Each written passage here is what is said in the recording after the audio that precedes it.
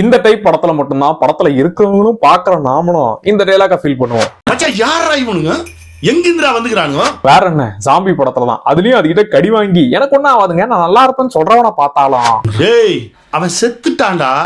30 days 30 movie சேலஞ்சில் 2 zombie படம், அதுவும் தமிழ் டப்பிங்லேயே பார்க்கலாம்னு. ஃபர்ஸ்ட் படத்தோட கதை, குழந்தைகிட்ட ப்ராமிஸ் பண்ணிருப்பாரு. இவர் எப்ப பார்த்தாலும் வேலைனே அப்பா கேரக்டர் இருப்பாரா, சரி இந்த வாட்டி உன் பிறந்த நாளுக்கு அம்மா கிட்ட உன்னை கூட்டிட்டு போறேன் அப்படின்னு ப்ராமிஸ் பண்ணி அம்மாவை பார்க்கறதுக்காக குழந்தைய கூட்டிட்டு ட்ரெயின்ல போயிட்டு இருப்பா. அப்படி அந்த ட்ரெயின்ல வைரஸால் அட்டாக் ஆன ஒருத்தி ஏறிக்க அவ ஜாம்பியா மாறி, அதுக்கப்புறம் என்ன ட்ரெயின் மொத்தத்தையும் இப்படி ஜாம்பியா மாத்தினா அந்த ஜாம்பிங் கிட்ட இருந்து எத்தனை பேர் உயிர் பிழைச்சாங்கன்றத பரபரப்பாகவும், அதே டைம் கடைசியில சென்டிமெண்ட் இதோட சேர்ந்து இந்த மாதிரி டைம்ல கூட சில்லறத்தனமா மனுஷங்க நடந்துக்கிறாங்கன்ற விஷயத்தையும் எல்லா ஏரியாவையும் பக்காவா டீல் பண்ணிருப்பாங்க. எத்தனை ஜாம்பி படம் வந்தாலும் இந்த ஜாம்பி படம் நம்பர் 1 தான், அது மாற்றமே கிடையாது. ட்ரெயின் டு புசான், இது அமேசான் பிரைம்ல தமிழ் டப்பிங்லயே இருக்குது.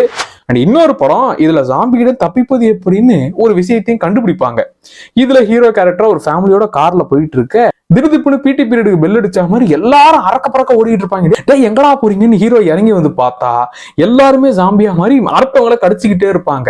இவங்க கிட்ட இருந்து அவர் குடும்பத்தை எப்படி காப்பாத்தினாரு, ஜாம்பி கிட்ட இருந்து தப்பிப்பது எப்படின்ற விஷயத்தை எப்படி கண்டுபிடிச்சாருன்றத செம்ம பரபரப்பா காட்டியிருப்பாங்க.